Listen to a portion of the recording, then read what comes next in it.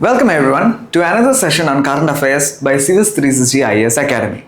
So in this session, we will be discussing about the state of Sikkim and the 50th anniversary of statehood that was celebrated on the May 16th of 2025.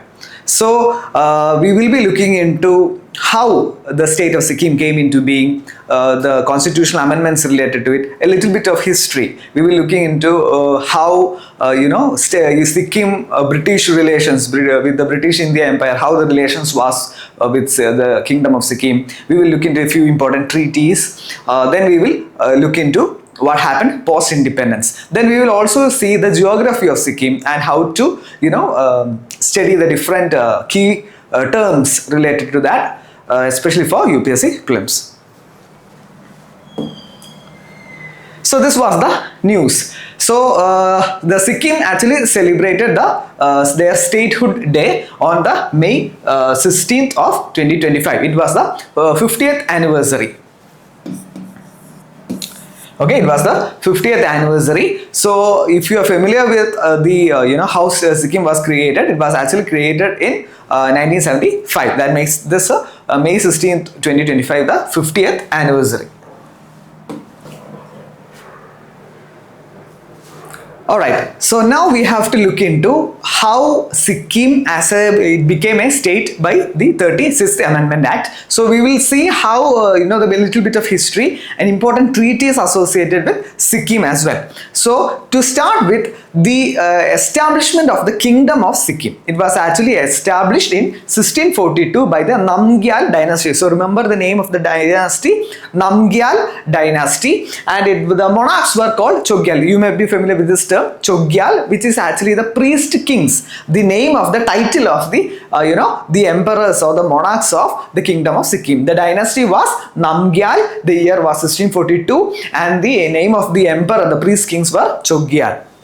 Okay, now remember certain important treaties as well. Like the important treaty is the Treaty of Titalia. Okay, the Treaty of Titalia was actually the treaty by which the Anglo-Nepalese war actually ended. Actually, you know about the Treaty of Sugauli as well, which is between the British Empire and the Nepal Kingdom of Nepal, which was the direct consequence of the Anglo-Nepalese war of 1814 to 1816. But along with that time, or during that period itself, you had another important treaty, which is the Treaty of Titalia, according to which the British Empire actually got more influence over Sikkim. They got more political, and commercial advantages over Sikkim. But effectively, the Sikkim actually became a protectorate under the most important treaty of Tumlong. It's very important, the Treaty of Tumlong.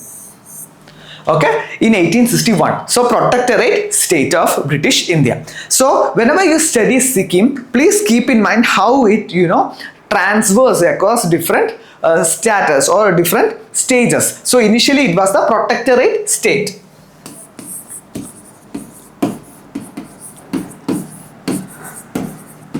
Okay, it was a protectorate of the British Empire under the Treaty of Tumlong in 1861. So 1861, and then after a while it actually became a princely state. Okay, so we will reach that, but I will just give you a summary of how the evolution of state Sikkim happened. So initially it started off as a protectorate of the British Empire, and then it became the princely state. Okay, it became the princely state in the year 1890 under the what we call as the Lhasa Convention. Okay, so under the Lhasa Convention it became a princely state 1904. Okay, so after it became a princely state, it became effectively that relationship actually continued under independence, but after independence we had a standstill agreement by which it became a protectorate again. Okay,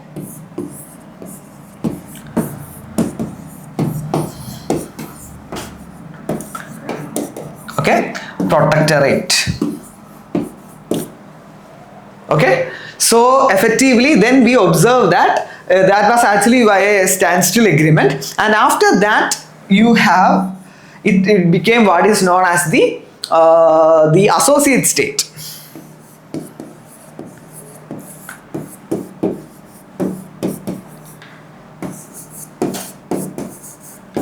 Okay, the associate state status actually happened for a brief period, only like a month, during the 35th Amendment Act of 1975. This was in April 1975. And after it became an associate state, it became a full-fledged state via the 36th Amendment Act of 1975. Full-fledged state. It was the 22nd state of India, but it became a full-fledged state in May of 1975. Okay, so please keep this broader summary of how Sikkim actually transformed its relations with India. So coming back to the 1890s, it was actually the Lhasa Convention. So Lhasa Convention is important for another important reason, because it effectively demarcated the boundary between the British Empire as well as Tibet, right? So Sikkim was effectively the boundary between British Empire as well as in Tibet. So that boundary is what India uses in its relations with China. So basically the boundary between India and China is actually coming from this Calcutta Convention of 1890. Okay, that's very important, 1890, and it was reaffirmed by the Lhasa Convention. Okay, it was reaffirmed by the Lhasa Convention. So remember the names of all these conventions, remember the name of the treaty as well. Okay, so moving on, it became princely state. So afterwards it became a member of the Chamber of Princesses, which was a body established under the 1990 Government of India Act, which allowed the princely states a forum for airing their views, their concerns, etc. So Sikkim was part of that in 1922.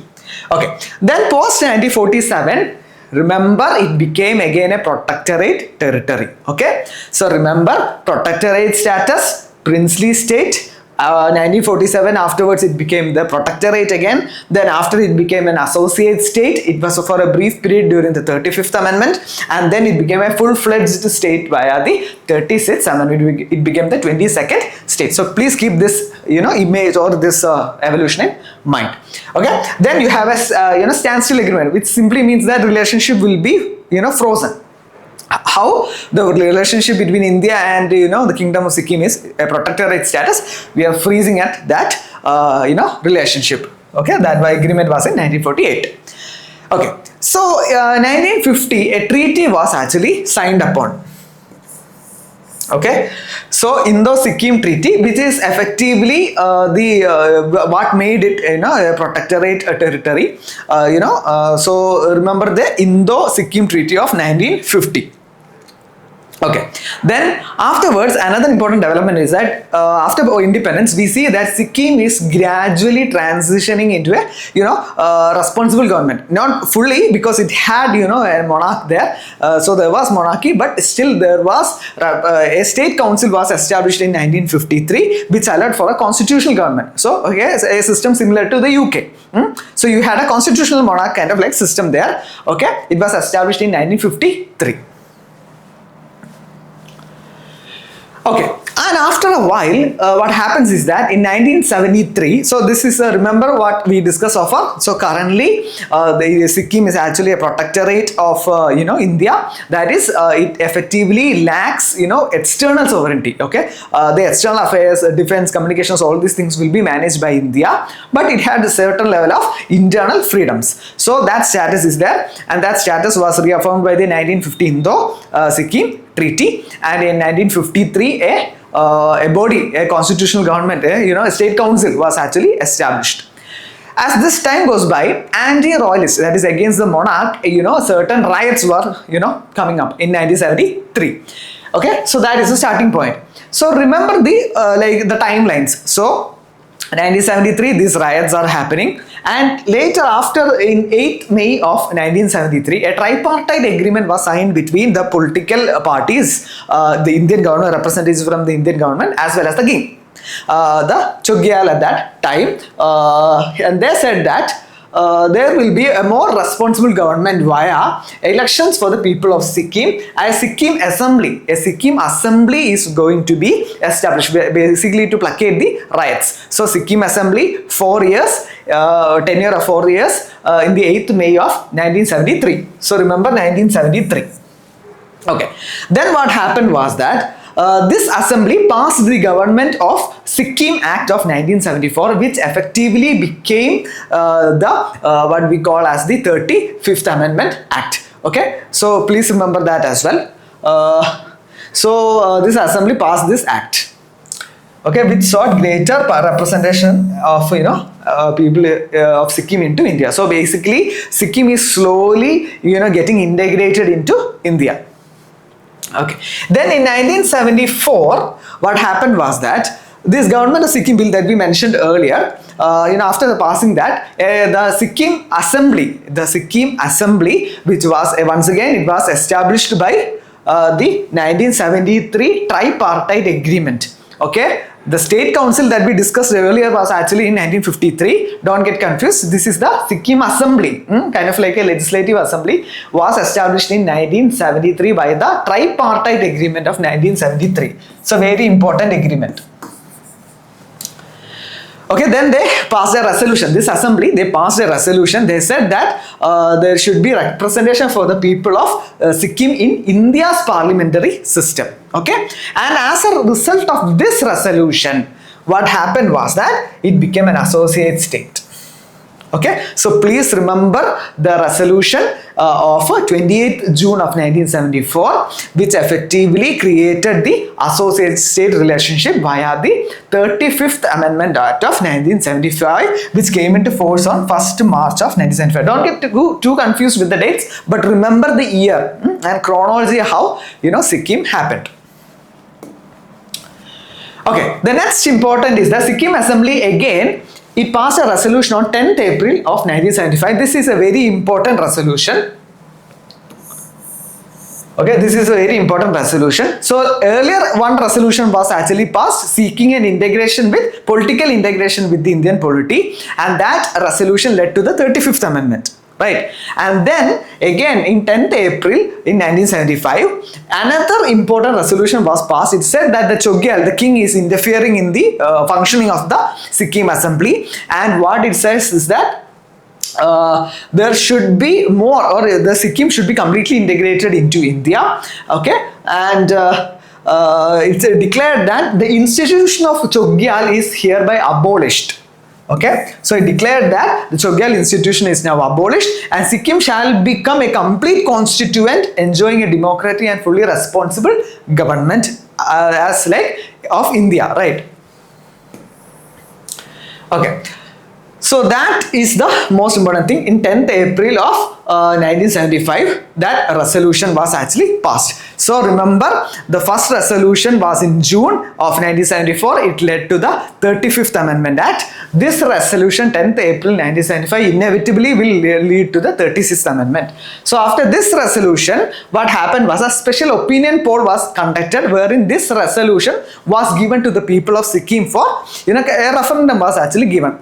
So this was on 14th April 1975. Okay, that was when the resolution actually was actually presented to the public as a referendum, and they voted. A large people voted in favor of the resolution, and as a result of that, the 36th Amendment of Act was passed, of 1975 was passed, which made Sikkim a 22nd state. So where do you get all this information? Please go through the Constitutional Amendment Act itself. There will be something known as the Statement of Objects and Purposes. Okay, please read those for your content. Okay, there will be a lot of content from various sites and all those things, but use the Constitution itself, the Statement of Objects and Purposes in the beginning of the amendment. Just read that for the background. Just read 35th Amendment and 36th Amendment, Statement of Objects and Purposes. Okay, so that led to the 35th Amendment Act. Okay, so now moving on to the 35th and 36th Amendment. The 35th Amendment Act, okay, both were in 1975, but there is a difference on the, the content and what it actually meant. You see, at that point of time, To incorporate a territory, a new territory into an India, which article we will use? Remember, always this important point, Article 2. Article 2 of the Indian Constitution is used to incorporate a new territory into India. Article 1 is not used. Article 1 just says that India, that is like a union of states. Okay, so remember, Article 2 is used to incorporate a foreign territory as a state. Okay, as a state. But this is something, an extra information. To incorporate a particular territory as, union territory, can we use Article 2? Please go through that part, Article 1 to 4. To incorporate a new territory that is outside India as a state, you can use Article 2. Okay, that can be done by a simple ordinary law. Okay, a simple ordinary law, that is the constitutional amendment under Article 368 is not required. A simple law is enough. So if you want a territory to be incorporated as a union territory, then do you need a simple ordinary law it suffice? The thing is, it's not enough.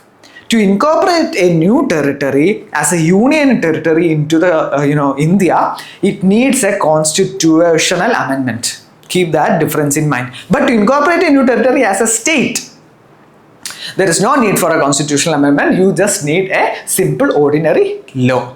Okay, Article 3 is actually related to intra-territorial reorganizations. Okay, it refers to when you are actually reorganizing the states within the country. For those, Article 3 is used. Article 4 simply says that a law is enough, a ordinary law is enough for the purposes of amending the constitutions by virtue of Article 2 and 3. When Article 2 and 3 is used and it amends the constitution, it will not be treated as a constitutional amendment under Article 368. That is provided in Article 4. Okay, so please keep this in your mind. We will not discuss that in detail because that's not our core discussion today. But Sikkim was actually incorporated via a constitutional amendment, right? 35th Amendment. Why was that reason, or what was the reason? Because we just mentioned that Article 2 can be used to incorporate a new territory into India via a simple ordinary law, right? Sikkim was not incorporated as a union territory. But why did we need a constitutional amendment? Because it was actually incorporated as an associate state, right? It had different terms. In fact, it actually followed the provisions of the Government of Sikkim Bill that I mentioned, right? So basically those provisions were actually incorporated. So there it is not a full-fledged state. So there were some differences according to that relationship between India and Sikkim. So to incorporate these kind of nuances, 2 articles was actually needed to be inserted. 2 articles in the sense Article 2A and another important thing was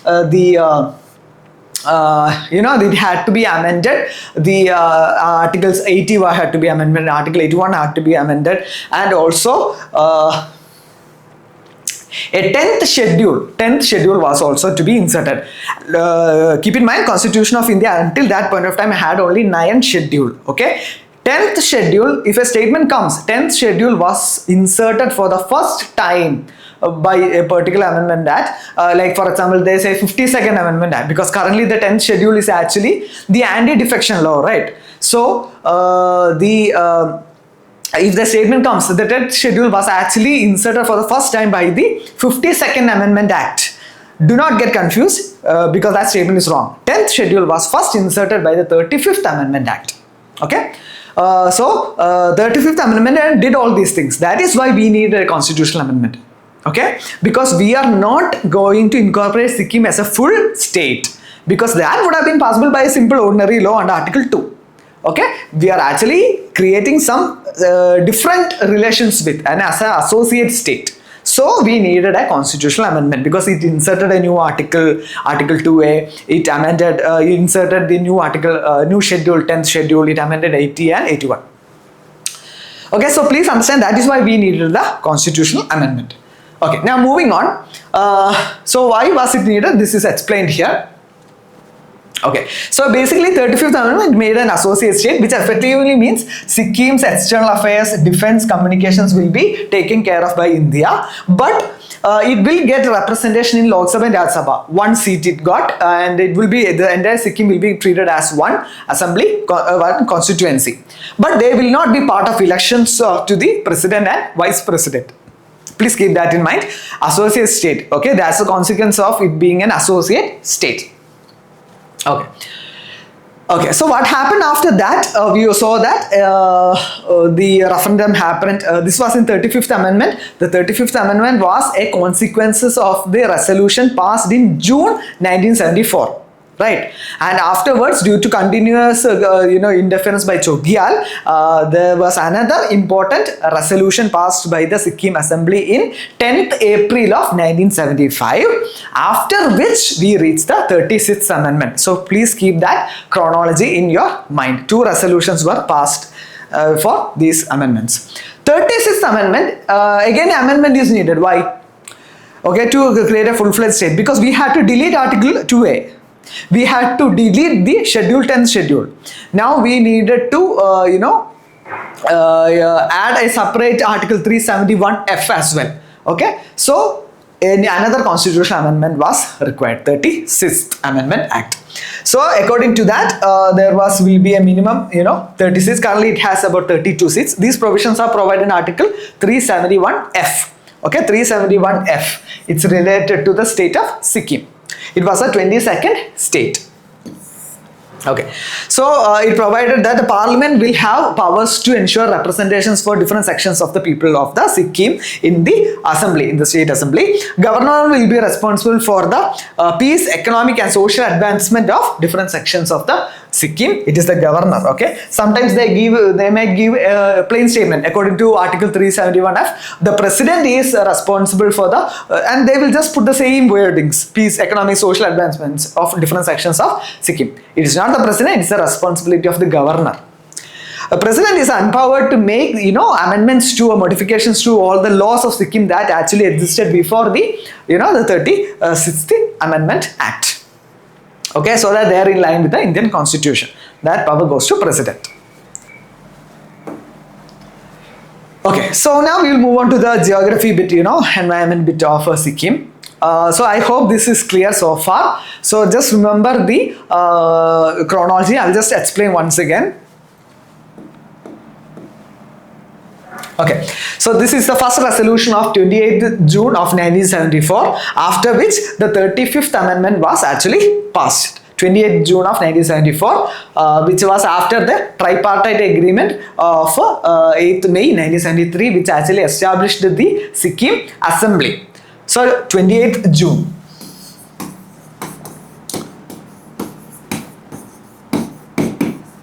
Okay, 28th June of 1974, it led to the 35th Amendment Act of 1975.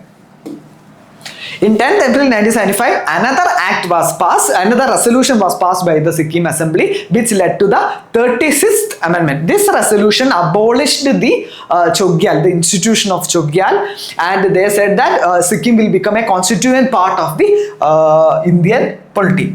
While this resolution said that there has to be greater integration of Sikkim into India.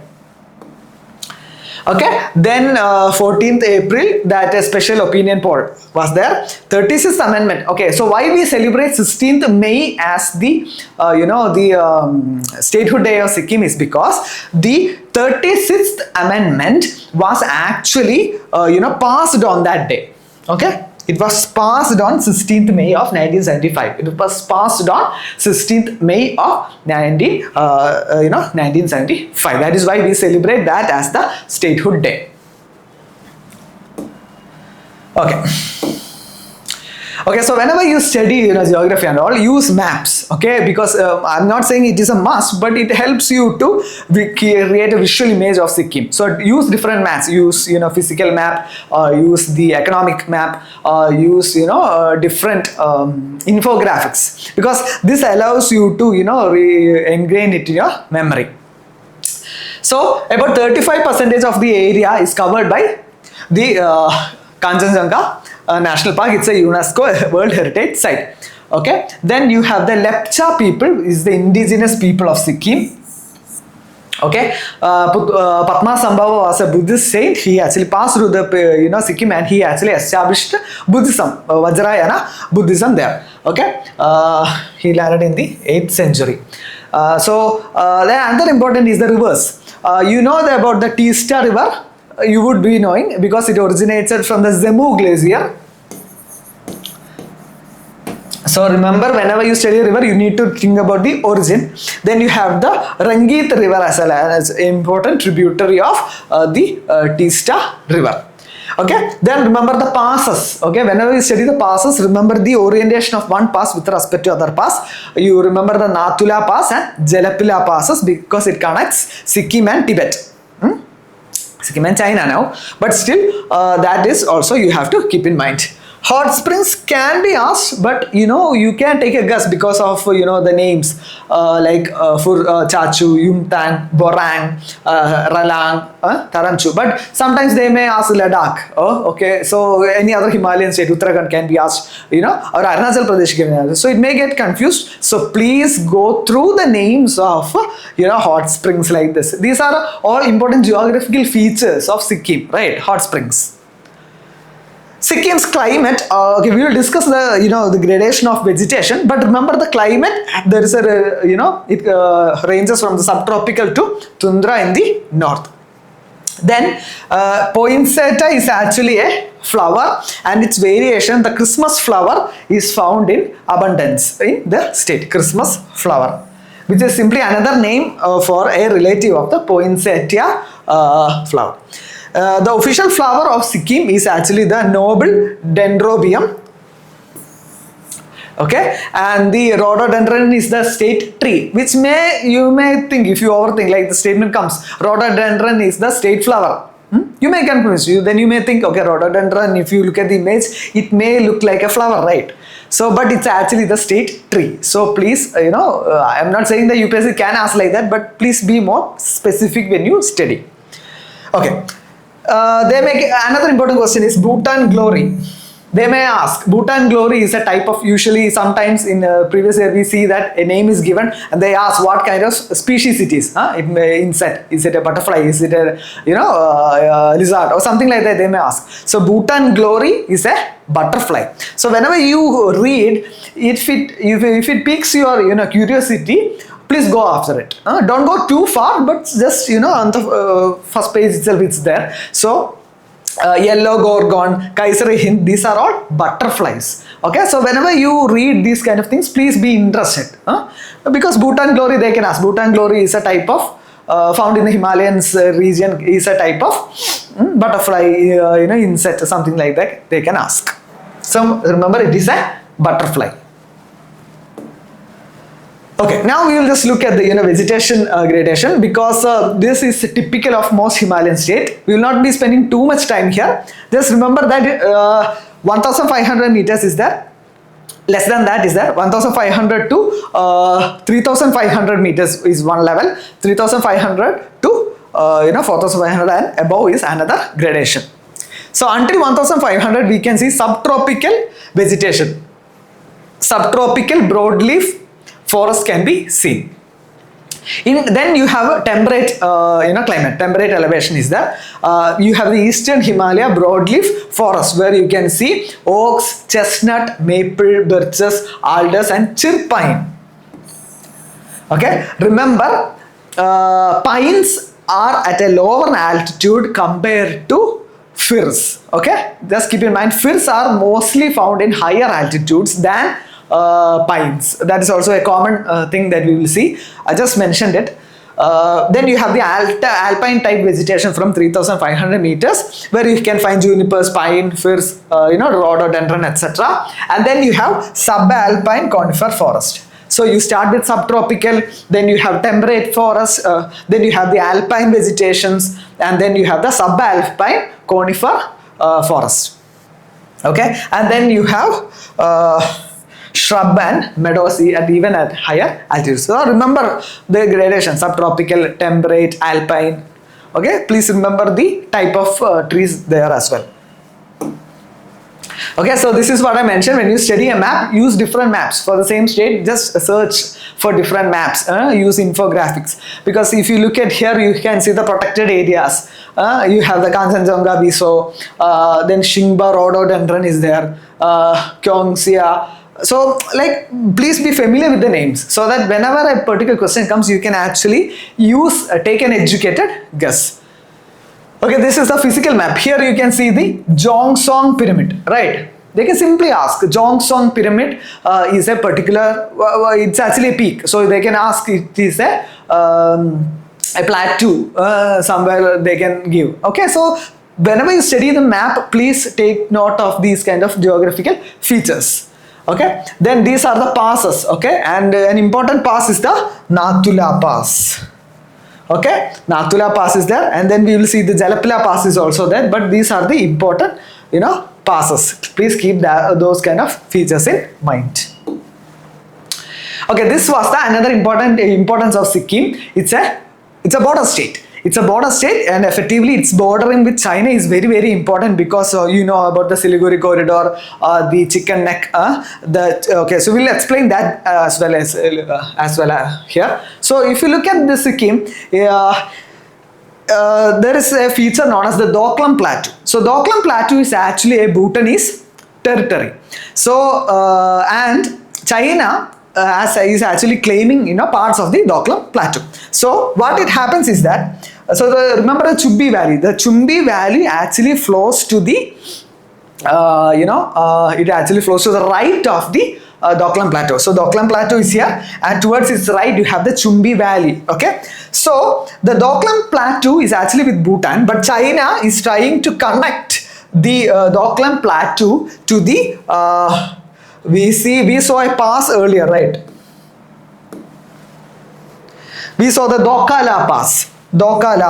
So China, what it's doing is they are trying to connect the Doklam Plateau, which parts of the Doklam Plateau is actually lying in China. So China is actually connecting through the Doklam Plateau. It is actually connecting to the Doklam Pass, which is it's kind of like a dagger. It's kind of like a dagger if they make that connection, because that dagger can be used to cut our northeast connection from the mainland, right? So that is why this is a very important location. So remember, Chumbi Valley, remember Doklam, remember the image, remember the map. This is the tri-junction that was there. The issue was in 2017, but remember the map, remember the geographical features as well. Okay, so I hope you have understood that bit. Okay, so now we will do some questions. With reference to the statehood of Sikkim, consider the following statements. Sikkim became the 22nd state of India through a constitutional amendment. Prior to statehood, Sikkim was an associate state of India under the Government of India Act of 1935. The third post of Chogyal continued to exist even after Sikkim's full integration into India. The first statement is right, because we know it is a 22nd state. We knew it was made possible through a constitutional amendment, namely 36th Constitutional Amendment of 1975. This is correct. Prior to that statehood, it was an associate state, correct. But it was under the Government of India Act of 1935. No. Okay. So it was an associate state, but it was under the 35th Amendment Act of 1975. So this is actually wrong. The post of Chogyal continued to exist even after Sikkim's full integration into India. Wrong. Because it was actually abolished by that 10th April 1975 resolution. Right. So this is wrong. So you are left with only one as the answer. Okay, this is whenever you read a particular topic, please ensure that you go a little broader. So here they ask, Pang Labsol, often in news in the context of Sikkim, is best described as a harvest festival celebrated by the Lepchas, a festival honoring Mount Kanchenjunga, a traditional cardamom processing technique, a ritual dance performed by Bhutias to mark the New Year. Okay, here only if you have read a little broadly, Not just stick to Sikkim, because when you study Sikkim, you will inevitably read about Kanchenjunga, and when you read more about Kanchenjunga, you will reach this. Actually, it's actually a festival. It's actually a festival honoring the Mount Kanchenjunga. So that is why I said, whenever you read something, please ensure that you read in a broader manner.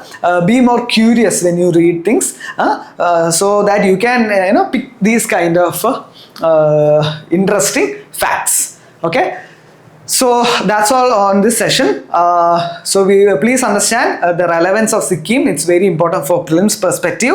And please read in a broader manner. Ensure that you understand the constitutional background, the history, important treaties, then the geography also keep in mind, important passes, Doklam. Okay, so we covered all these topics. If you have any doubts, please put it in the comment section. That's all from my side. Thank you.